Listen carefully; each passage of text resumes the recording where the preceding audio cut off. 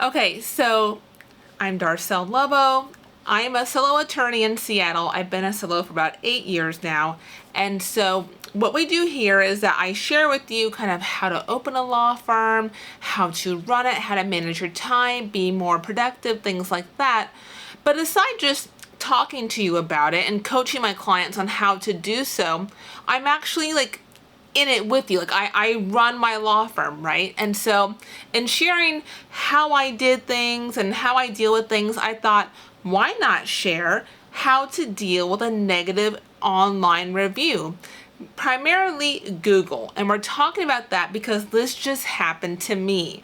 So if I can share with you what happened to me and how I deal with it, if you find that you get a not so pleasant Google review as a law firm owner, which your Google reviews are very important to you as a law firm owner, or at least they should be, let me tell you how I'm handling it and how you should handle it to make it not be that big of a deal. So you spend a lot of time in your law firm getting reviews, or at least you should. When you are, having a consult with the client, you conclude their matter, or you have something positive happen in a case, you should ask for a review. And you're also, you as you open your law firm, and as I work with my clients, building out your Google profile and getting all that, prettied up and getting your good Google reviews. And you have a perfect 5.0 rating, and then somebody goes online and they give you an terrible review and it drops your review significantly, right? And so what do you do? So I've been an attorney for 15 years now. So my response now to having a not so stellar Google review is a lot better than it would have been 10 or 15 years ago, right? Before I would have freaked out and been really worried and, I'm not going to get any clients because of it. That's not true. You'll still get clients. And so it just would have been more devastating. So today is Monday. On Friday, so when you get a Google review, you get an email from Google saying, hey, you got a review. So Friday morning, I open my email, and one of the first emails in my inbox is, oh, you got a 1-star review from someone named, whatever their name, I don't even know who it is. So, and I was like, wait, what? What's going on here, And so how to deal with that. So let me tell you first what had happened, right? With this person. So with my practice, I do estate planning, I do real estate, and I do bankruptcy. And so we do blogs, I do videos, we put out content talking about what it is that we do.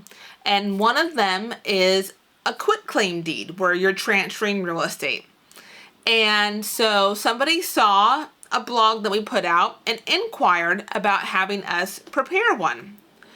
And I can't go into detail, of course, but for various reasons, I was not able to assist with this deed. And so I responded the same day saying, thank you for reaching out, but we're unable to assist.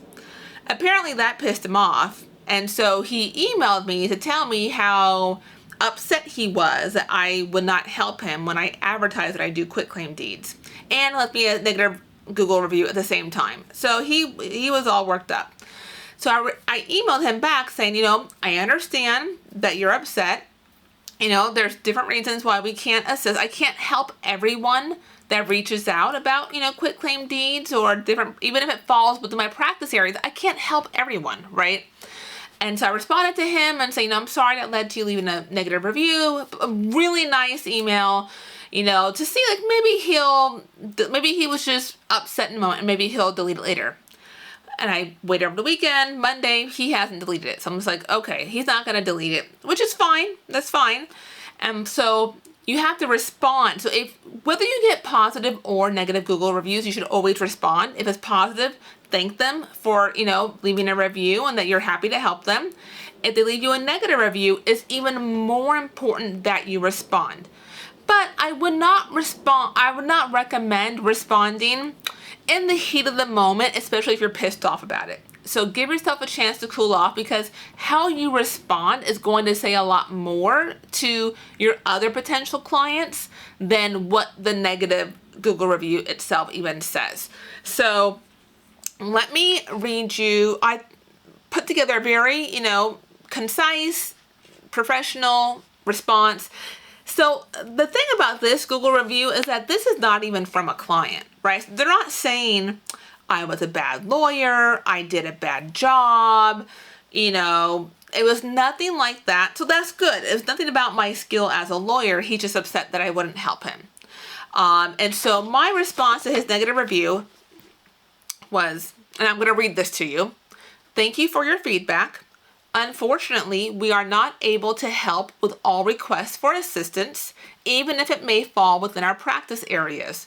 There are a wide array of reasons why this may be the case. It's unfortunate that our declination to assist in this matter results in a negative review of our office, but we hope you are able to find an attorney who can assist you. That's it.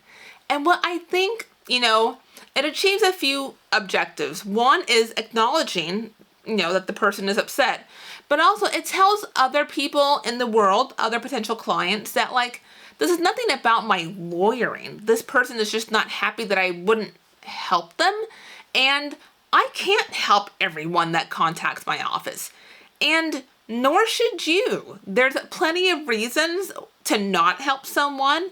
I think my inclination to not accept this case was a good decision on my part.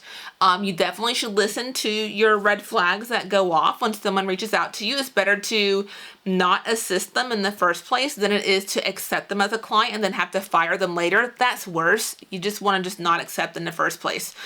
And so that's how I handle it. And that's how I'd recommend you handle it as well. It happens. Don't get mad. Don't be firing off, whatever you want to say about the person. You have your, rules of professional conduct that you can't disclose what the person reached out to you about. So this person, in his negative review, had already said what he had reached out to me for. So he already put it out there. So I'm not putting anything out there that he hasn't already put out there for the world to you and telling you about this. And in my review, I did not discuss any detail as to why I could not assist, and I won't share that here either. But I followed my gut instinct, and my gut instinct was correct. And your gut instinct is usually going to be correct as well when it comes to not accepting certain clients. So this is how I've dealt with it. Oh, and then if you get a negative review, also important, you want to then get some positive reviews to try and bury that negative review so it's not the very first one. Now, Google does its own thing as far as how it prioritizes which reviews are more relevant. So you can't control that, but when someone looks by the newest, most recent, you want to have that buried, not have that be the first one. Now, even with that one being the first one, that's not a terrible review. I mean, it's a 1-star review, but it's not like, oh, that Darcel was a bad lawyer and that she messed up my case and she missed a deadline. It's nothing about my lawyering, so I'm not really that concerned. But I don't like that I have the 1-star review, right? Nobody likes that. So you always want to keep a couple of clients that you did a great job for, they're very happy with your service, and that would give you a positive review if you asked.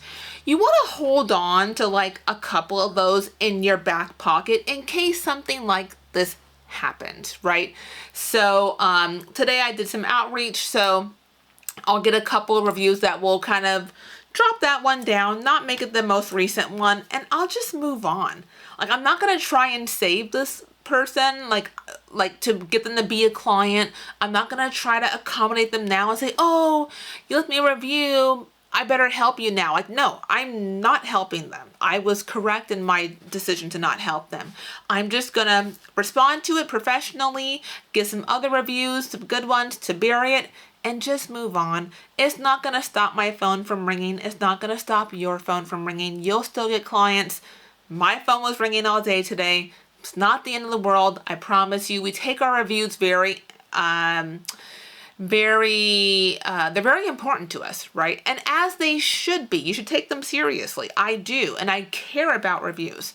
So it's not a matter of not caring. So don't take it as me not caring. I care very much. I know how much weight to give these things now, whereas in my earlier years, I probably would have given this more weight than it really needs. So this is how I've addressed it. This is kind of, I would recommend to you or to my client that if I was coaching you on dealing with law firm issues and this came up, this is how I'd recommend that you deal with it as well. So I hope this helps you. Hopefully you never experience a negative review, but people are people. It's gonna happen. We're all human. And if it does, it's okay and you're gonna keep it moving. So I hope this helps and I'll see you in the next one. Okay, bye.